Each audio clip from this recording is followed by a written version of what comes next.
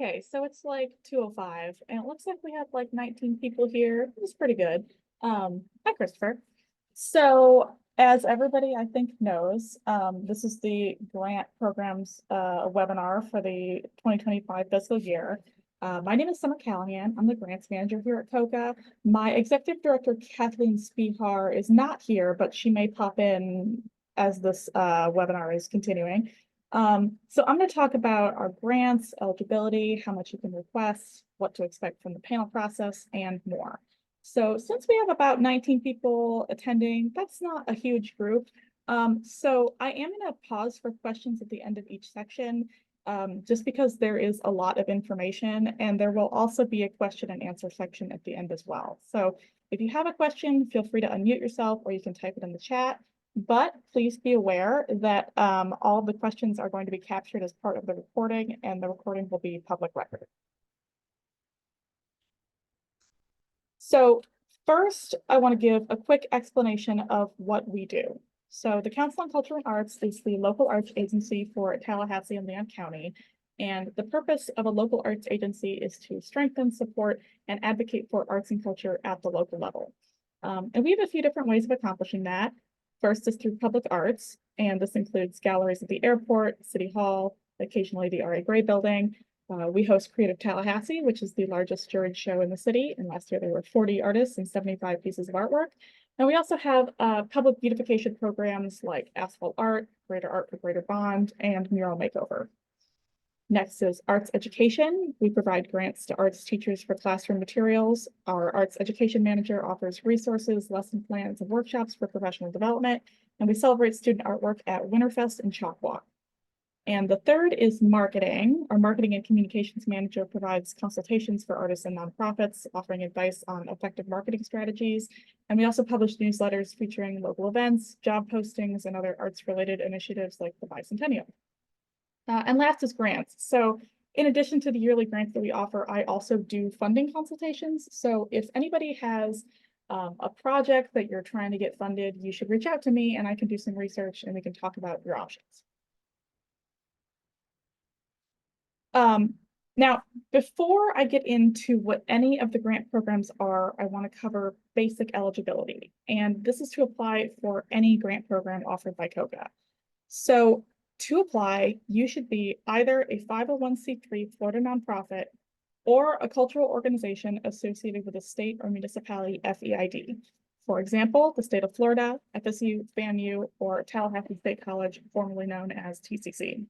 So if you are a state partner, you'll have to fall into one of these two categories.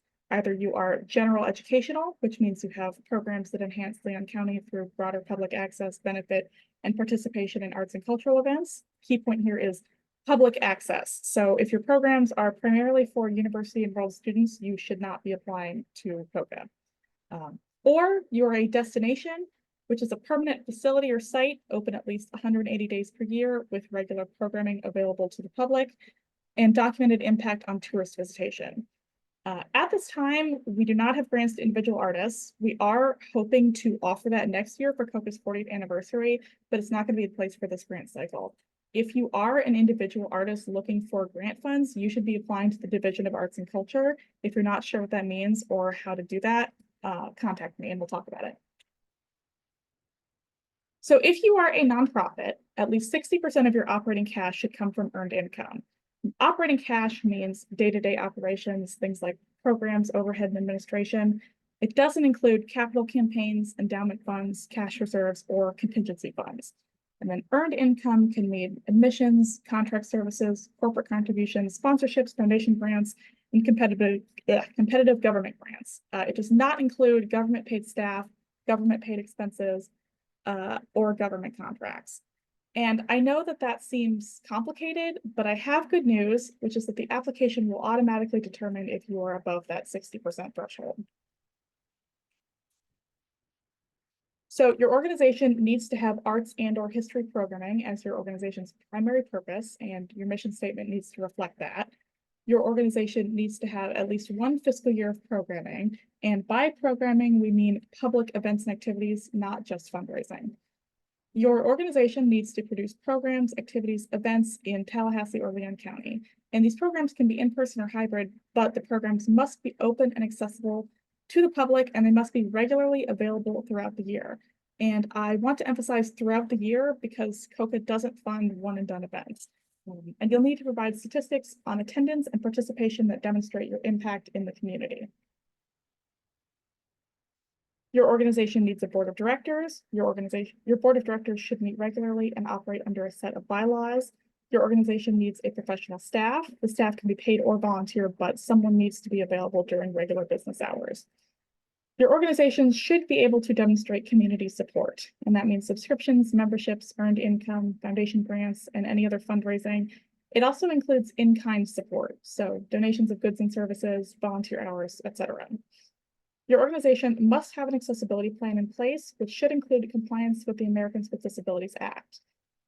So that's the first section. Does anybody have any questions about general eligibility?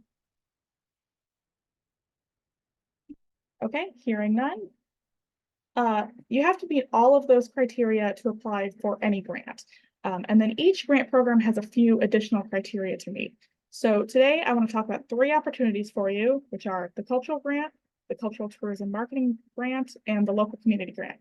And I see a question that says, how detailed does the ADA plan need to be? We don't specify how detailed it needs to be. It just needs to be in compliance. I would contact Samantha Sumler for that, as they are our ADA coordinator. I will drop their email in the chat.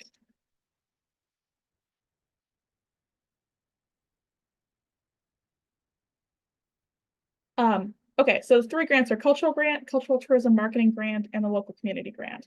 And in the past, the Local Community Grant has been called the Cultural Grant, parentheses, Community, the City Grant, and Round 2. And now we're calling it the Local Community Grant, which should fix everything. So first, I want to talk about the Tourist Development Tax. And the Tourist Development Tax is a 5% tax based on mostly, but not exclusively, hotel stays. And COCA receives 20% of the collections from this tax, and we use it to fund our cultural grant and cultural tourism marketing grant. The collections from this tax are consistent, but they fluctuate. Since the pandemic, quote unquote, ended, TDT collections have been increasing. Now, according to Florida statute, if tax revenues are expended for an activity, service, venue, or event, then that activity, service, venue, or event must have the attraction of tourists as one of its main purposes. And you'll know that attraction of tourists is one of its main purposes because the event will be actively marketed to tourists. A tourist is specifically defined as someone from outside Leon County who travels into Leon County.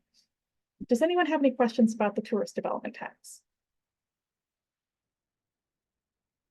Okay, hearing none. So with that in mind, the first grant funded by the tourist development tax is the cultural grant. And this grant funds expenses associated with year-round arts and cultural programs. Year-round means that your application needs to mention at least 2 different events, and you'll have to meet one of the following goals. Offer arts, history, or cultural programs with exemplary standards and objectives. Offer educational opportunities in arts, culture, and/or history for young people or adults.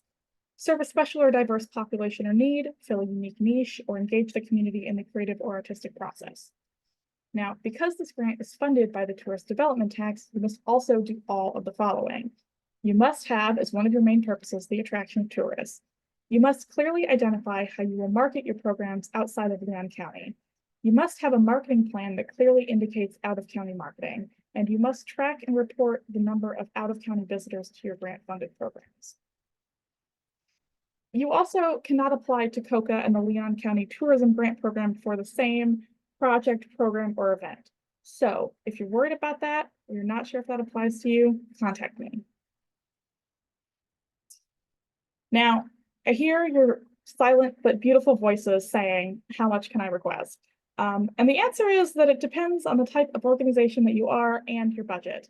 So if you're a nonprofit, your maximum request is based off of your allowable operating income in your last completed fiscal year.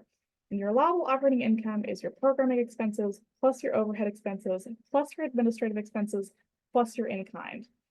If you're not familiar with this term in-kind is a donation of goods and services. So for example, if someone lets you use a space for free, they've made an in-kind donation, equal to what it would have cost to rent that space for the time that you use it. If you have volunteers working as ushers, that's an in-kind donation equal to what you would have had to pay for that service. Now, in-kind donations can also inflate budgets quickly, so your in-kind can't be more than 15% of your total budget. And if your in-kind is actually more than 15%, then you're capped at 15%. Somebody asked, if we applied for the Leon County Sports Grant and a COCA grant for the same event, but for different reasons, I assume your question is like, is it different expenses at the same event? And the answer is that it can't be the same event at all, but if you had two similar events, that would be fine. So I would suggest that you email me and set up a time to talk with me about this.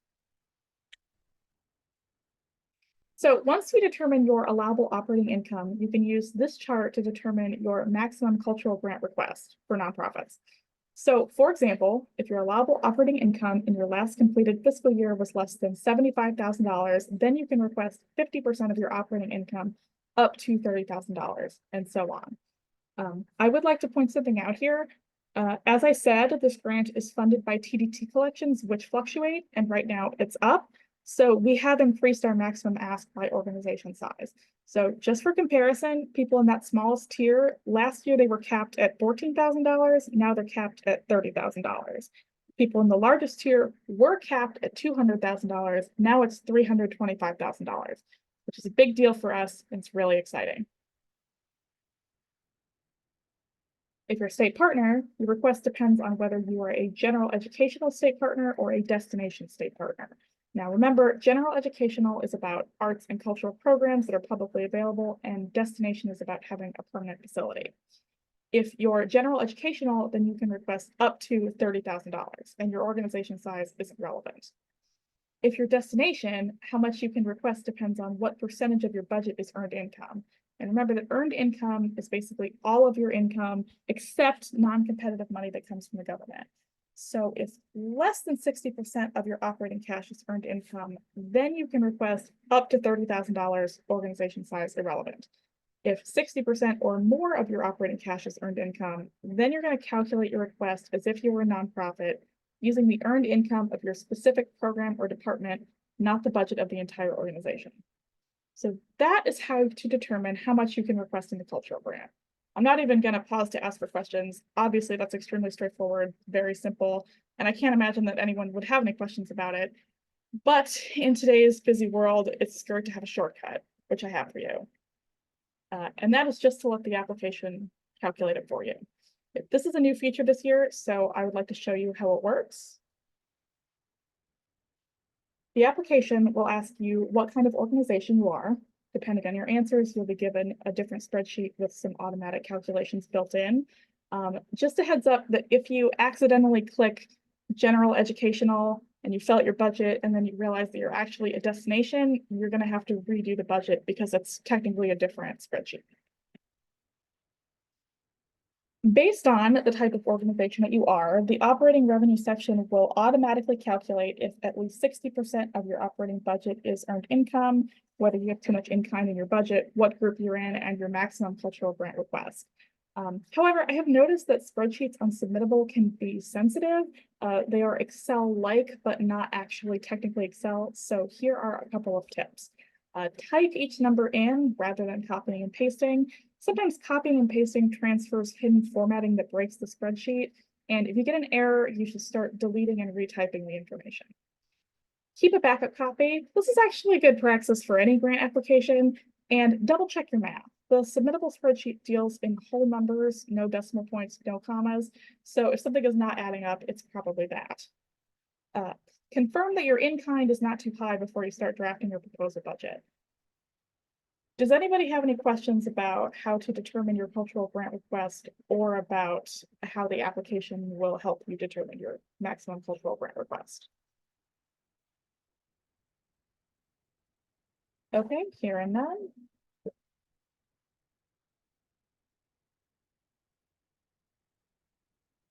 So now that you've determined how much you can request in the cultural grant, the next question is how can you use your cultural grant? I know it funds year-round programming, but what does that mean exactly? And the good news is that it can mean almost anything, as long as the expense is directly related to the program and the promotion of that program. So if you're looking for ideas, you should check pages 15 and 16 of the guidelines for some examples on how to use your grant funding. It would be easier for me to tell you how you cannot use the grant money. You can't spend your cultural grant on general overhead unrelated to programming or promotions, such as a financial audit or a board retreat.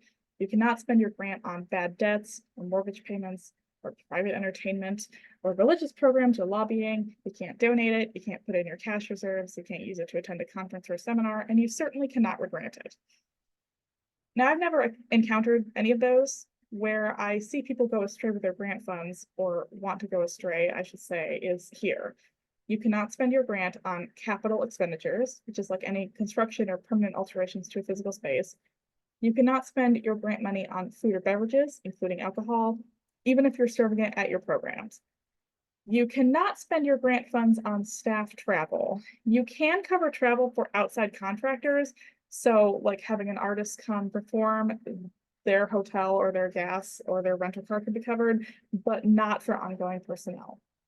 And you cannot spend your grant funds on fundraising events. So does anybody have any questions about allowable or non-allowable expenses? Okay, hearing none. So the next grant is the Cultural Tourism Marketing Grant. And if you're eligible for the cultural grant, you are also eligible to request this grant. And if you want to just request the Cultural Tourism Marketing Grant, but not the cultural grant, you're welcome to do that. This grant is a flat $3,500 regardless of organization size. Unlike the cultural grant, this grant is stricter in that it must go towards marketing expenses. But you still have some leeway. You can use it for media placement or production, printing materials, developing your website, and you can also pay a marketing person. And if you need some ideas about how to spend your marketing funds most effectively, you should contact our marketing and communications manager, Samantha Sumler.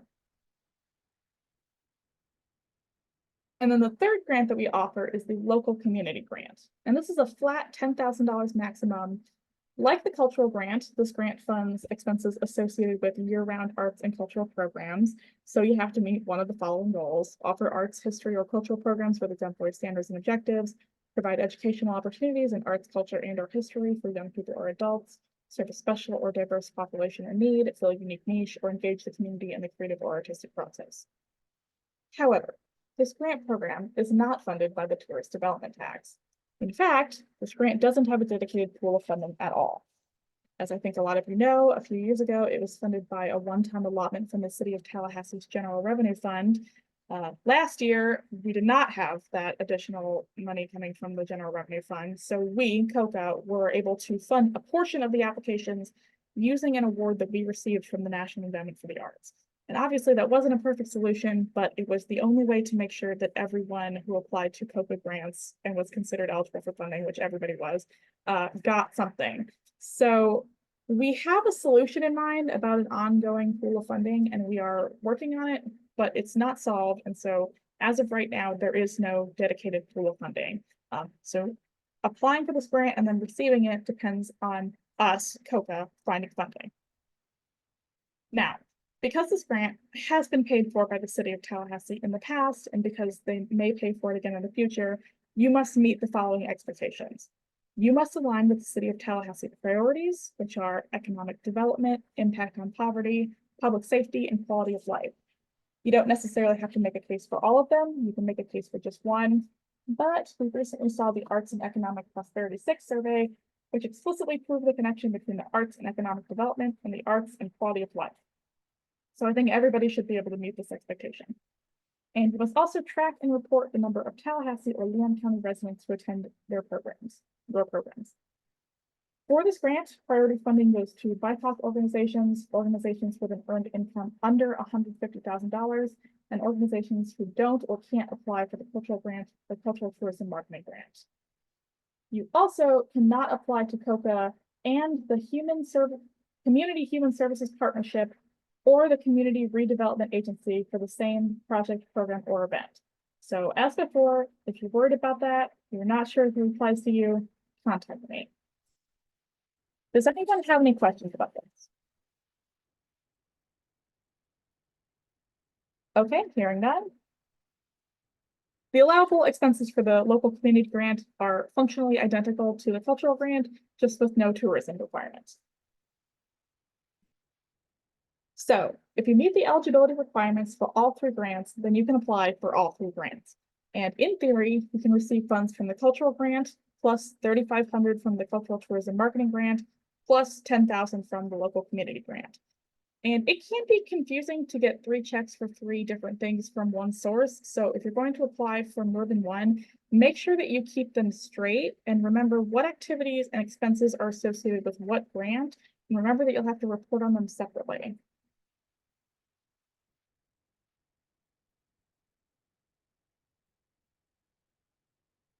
So this is what you'll need for your application: your tax ID, your mission statement, last year's operating budget, your marketing plan, documentation of partnerships, supplemental materials, and if you're a state partner, you'll need a letter of support from your parent institution, and that can come from an agency head or a division director or a department chair. This is how to submit your application. So in the past, we used physical binders. I want to say 2 years ago, we switched to submittable, and 1 year ago, we switched to having all of the applications in one. So the link to the application is here, and it's also on our website, and you'll have to create an account. You can save your work and return to it later. You can also invite collaborators to work on your application via the Manage Collaborators button, but only the person who started the application is able to submit. That direct link is going to take you to a form titled FY25 COCA Grant Programs Basic Eligibility. And that form is going to ask you if you're a nonprofit or a state partner, about your mission, your board of directors, your budget, how you track attendees, etc.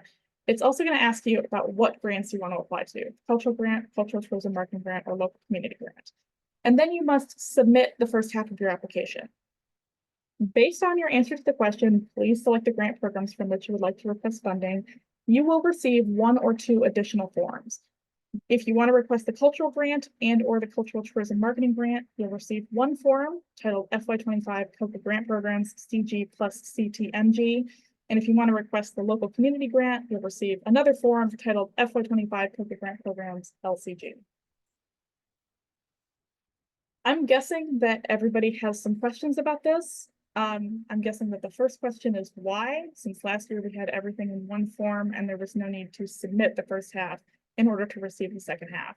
And that is true. But Leon County asked us to most clearly separate the TDT funded grants from the local community grant while still keeping it as one application. And this was the only way to do that in submittable structure.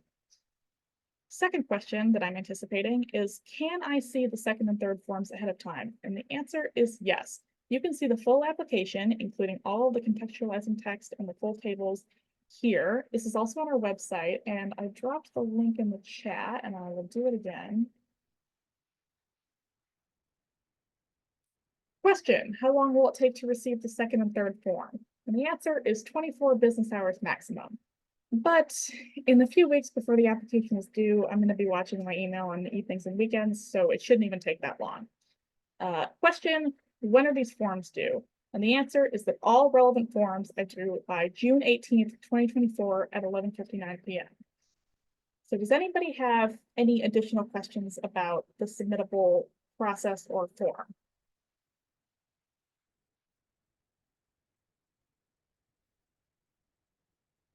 Okay, hearing none.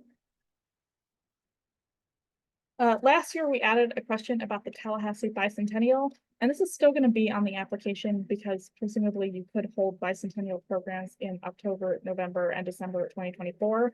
Like last year, this question is not part of the scoring criteria, and you will not be penalized for not participating.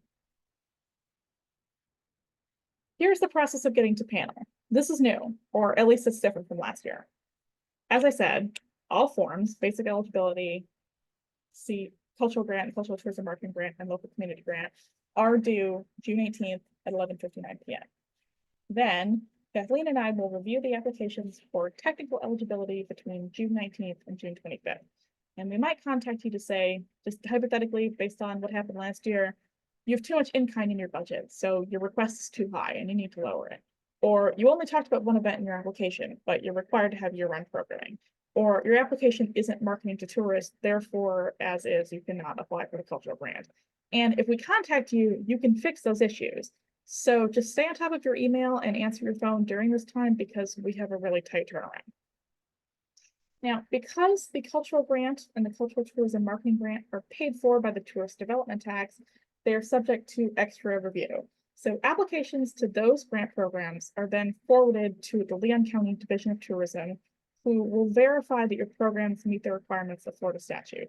And they will let us, COCA, know by July 12th if any of the applications to either of those programs are not eligible for TDT funding and why. So if your application is flagged, we'll let you know around July 13th, and you can either revise your cultural grant or your cultural tourism marketing grant application based on their comments or withdraw it.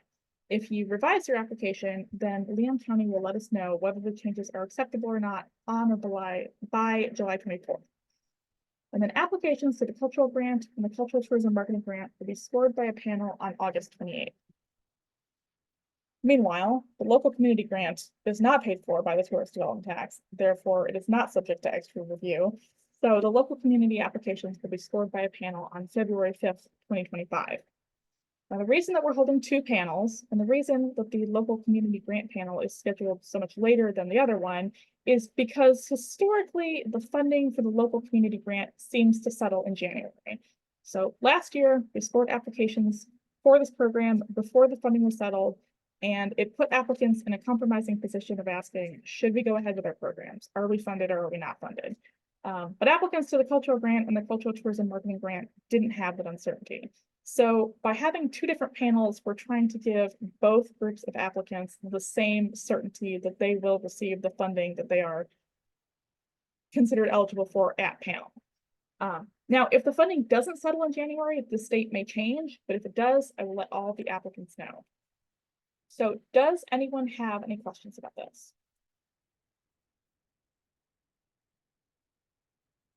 Aisha has one. Go ahead. You can either, Aisha, you can either unmute yourself or you can type your question in the chat. Hi there. I guess I'm wondering about so the grant period would be still October 1st through the end of September for the community grant, despite the review change. Yes. However, so the way that our grants work is that if you had a grant last year, you have to close that grant before you can start a new grant.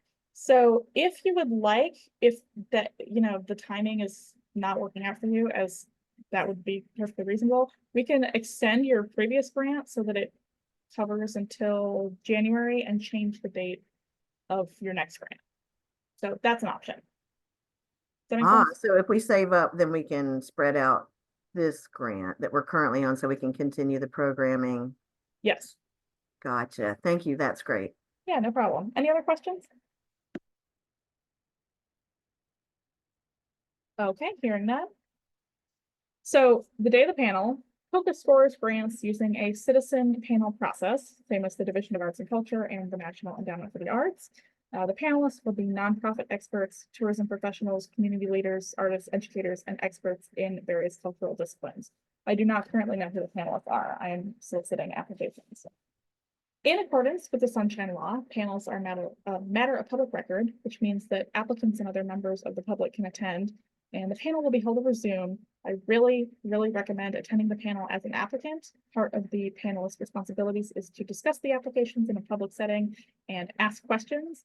If you as an applicant attend the panel, then you can answer their questions. However, applicants cannot question the panelists. Because we'll be holding two different panels, we'll have two separate rubrics, and this is also new, but really it's different from last year. Better than last year because that got complicated.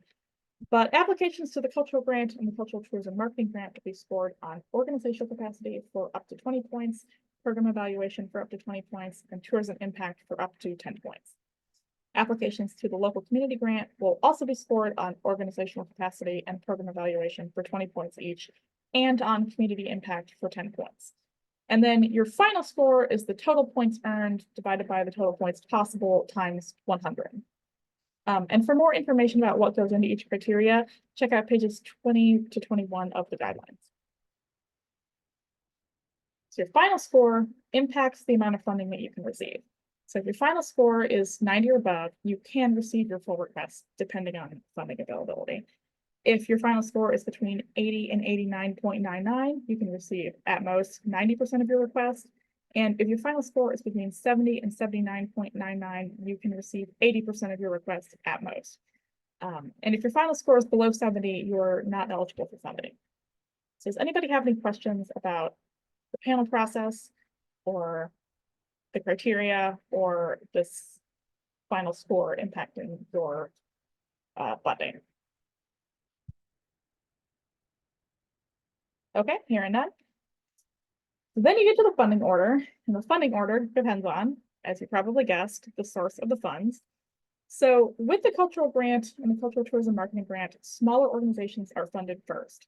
So organizations with an operating budget less than $75,000 and general educational state entities get funded first from highest to lowest score. And remember, the lowest score comes off at 70. And then organizations with a budget above $75,000 but below $500,000 are funded from highest to lowest score, and so on until funding runs out or everyone is funded. I will say our business manager determined the funding levels based on how much tourist development tax we anticipate having and on the budgets from the organizations who usually apply. So I do not anticipate that we will run out. If we don't run out, if we have some TDT funds left over, they go into next year's funding pool. So with the local community grant, priority funding goes to BIPOC organizations with an operating budget less than $150,000 a year, and organizations who don't receive a cultural grant or a cultural tourism marketing grant in FY25. So if any of those conditions apply to you, you're included in this top category and will be funded highest score to lowest score. And then organizations who don't meet that criteria will be funded highest score to lowest score. Does anyone have any questions about this? Okay. So if you believe that your application was scored unfairly, you can ask for a reconsideration of scoring. So send a written and signed request to myself and Kathleen within 3 business days of the official announcement of the scores, which is an email that goes out shortly after the panel. And we'll pass that along to the board of directors and reconvene the panel within 2 weeks of your request. That reconvening will also be a public meeting that you are invited to attend. The panel will review your scores and determine if the original score is legitimate or if it should be revised. And their conclusion will be both final and unappealable. Now, the FY25 grant year runs from October 1st, 2024 through September 30th, 2025. So cultural grant or cultural tourism marketing grantees can start spending their grant funds anytime within that year. And the local community grant, as you know, won't even have a panel until February 2025. So they can either reimburse themselves for any grant-related expenses that took place, or they can spend the funds as they are received, or you can explore this option of maybe extending your previous grant and changing your start date. There are only 3 people who fell into that category. So if that's something you're interested in, let's talk about it. If you are currently a grantee, as in you have a grant for FY24, you must close that grant before a new grant can begin. So closing means that you complete all grant-related activities, you spend all your grant funds, you amend the grant if necessary, and you submit a final report. And your final report must be approved by me for your grant to be closed. And final reports include a completed expenditure log detailing how you spent your grant funds. Not doing the expenditure log correctly is the biggest barrier to closing your final report. So my recommendation is to follow the expenditure log instructions to the letter. You may also have noticed that your grant year starts October 1st, but last year's report isn't due until October 31st. So if you wait until that deadline, you won't receive your grant funds until about mid-November. So I would suggest getting your final report in early if you can. That is a lot of information. If you are confused or overwhelmed or not sure how to proceed, please reach out. I'm here to help, and I want as many people as possible to apply. I can also offer draft reviews, but I do want to add some caveats. To review your draft, you must have a draft and you must have specific questions. I cannot help you write the draft. I can only provide feedback on what you have written. And please keep in mind that my review is subjective. I'm not a panelist, so my feedback is not a guarantee of funding. And I can also only offer these until June 7th. After that, I'm going to be too busy. Otherwise, I have compiled some links for you here. I have the guidelines, I have the grant program's webpage, which is new and improved. I have a panelist nomination form if any of you know people who might be interested in serving as panelists. I also have the FY25 application questions and a direct link to the application. I also have links to the Arts and Economic Prosperity 6 survey, which should be in everyone's back pocket as you are applying for grants.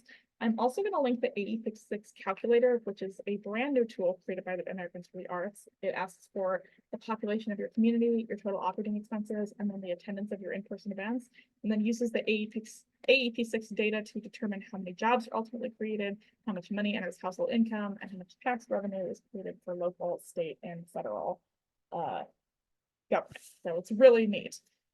And speaking of other grants, the applications for the Division of Arts and Culture are due June 3rd at 5 p.m. If you're an arts organization or an individual artist, you should be applying to the Division of Arts and Culture. If you would like to talk more about that or how it applies to you, schedule a funding consultation. So that is my whole presentation. And I know I've been pausing for questions this whole time, but here is another chance to ask any questions. Feel free to unmute yourself, or you can drop your question in the chat.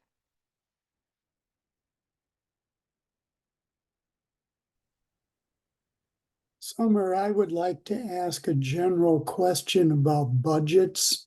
Please do. I believe that the requirements of what we're supposed to submit in our budget information includes information about next year's budget.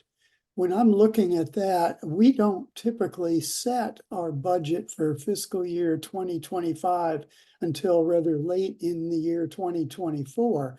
So I'm wondering, how do you guys handle that kind of situation? Well, that's a good question. So the culture grant's based on your last completed fiscal year, which should be like, that's, you know, that's the case. Those are the real numbers. Current and next fiscal year are basically projections. So sorry if I'm pausing, I'm trying to open the application so that we can all look at it together. Okay, this is the application. So when you're putting together your current and next fiscal year, that is a projection and you're not actually technically basing anything off of that. Really, it's asking for that to see if you anticipate there being like a steep increase in funding versus like a steep drop off of funding. And that's something that the panelists might want to ask about because that speaks to organizational capacity. Does that make sense? Does that answer your question? So it's a guess. Part, in terms of the overall size of the budget, I don't see that it will be greatly different than what we're doing right at the moment. But I do anticipate that we may have some shifting around about, for example, I think that we'll probably put more emphasis in the coming year on acquiring new music, which we've not done now for quite a little while. So we're getting old and tired with our music. We need to refresh it. And we've not done that in the current fiscal year, for instance. And I'm just not quite sure how to reflect that, or maybe it doesn't get into that level of detail, does it? It sounds like that would maybe be outside fees and services. And so if you have, you're entering in, and here's what our outside fees and services artistic costs were last fiscal year, this year, and then what we think it'll be next year, which is of course not set in stone, and you're not required to, like, once you write it down, you're not required to adhere to it. So if, just saying hypothetically, you had a noticeable increase in your outside fees and services artistic costs in the next fiscal year, a panelist might be like, why do you anticipate that going up? And you could say, oh, well, we're getting we're buying the rights to new music. You also have this explain any special fiscal circumstances area where if you want to indicate that, you can. Okay, that'll do for the moment. Okay, well, if you have any other questions, let me know. Anybody else?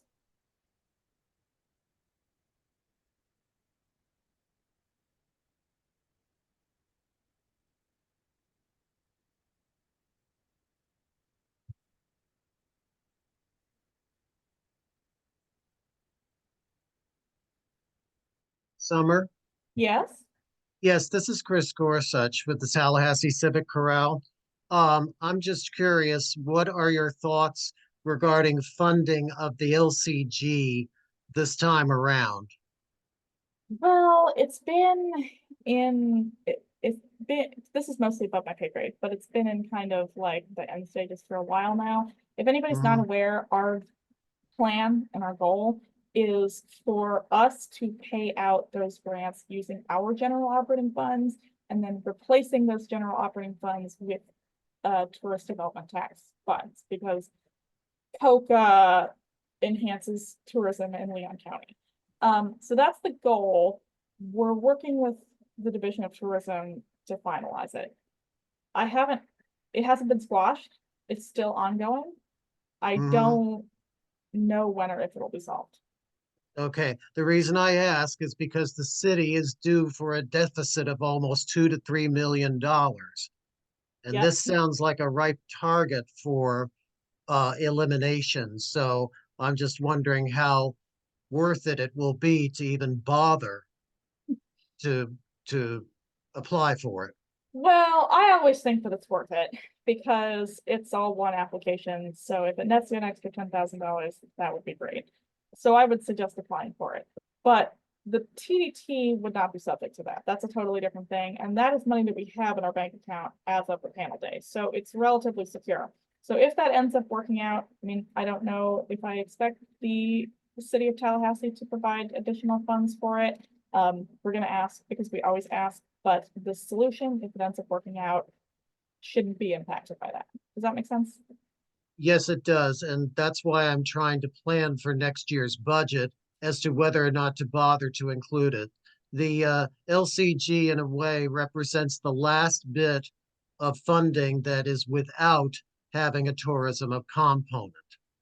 So Yes, that's it why I does. asked. So, We also applied to the Leon, not Leon County, National Endowment for the Arts for regranting funds again, and our organization was actually larger this time, where we were able to use more. Point being, the National Endowment for the Arts regranting funds, you have to put up match, and we had more match than last year, so we were able to request more. Hopefully, we will receive that, and we will receive what we asked for. Last year, I think we asked for like $90,000 in regranting funds and we only received about 30. So depending on what happens with this, we should also receive regranting funds from the NEA that will provide some flexibility.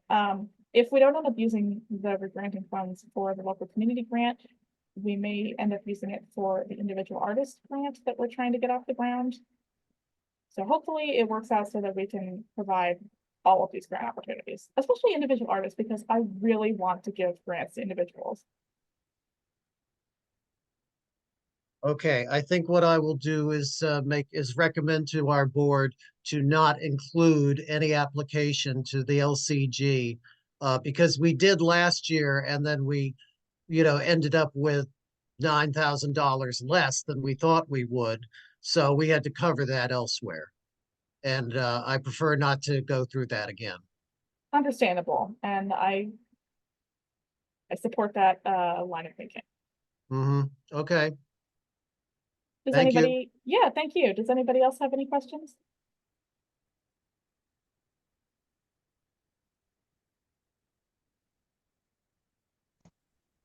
A link of this session will be sent to our emails. Yes, everybody will get a recording of this and all of the links that are in the PowerPoint. Thank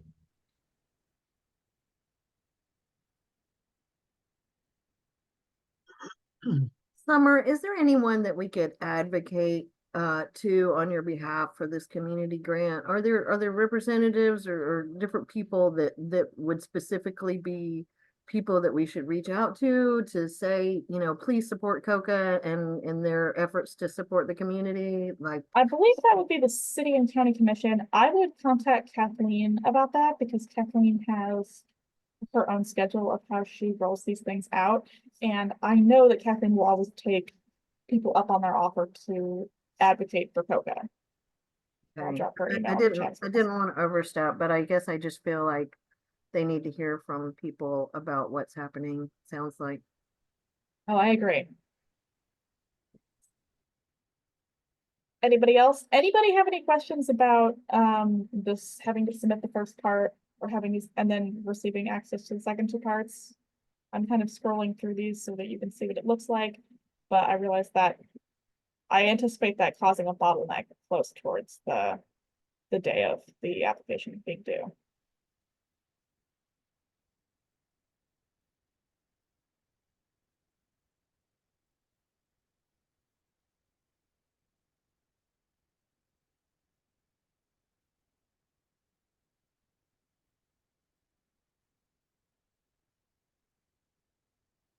Okay, well, if there's no other questions, I'm gonna go ahead and close down the Zoom meeting. Anybody who has any more questions that you don't necessarily want to be a part of the recording, or you just want to talk more in depth about what this means for you specifically, or if you want me to look over your draft, I can also, if you have specific questions, I can go back to last year's application, find comparable applications, panelist feedback, so that you can, approach this with like a lot of deliberation, because I want everybody to get as much money as they possibly can. That is the purpose of arts funding and the Arts and Economic Prosperity. 6, proved the value of arts in the community. So you have a lot of options. Let me know. My calendar is wide open. And everybody have a good day, okay? Thank you. Thank you. Thank Bye-bye. you. Thank you. Appreciate it. Appreciate you too. Thanks.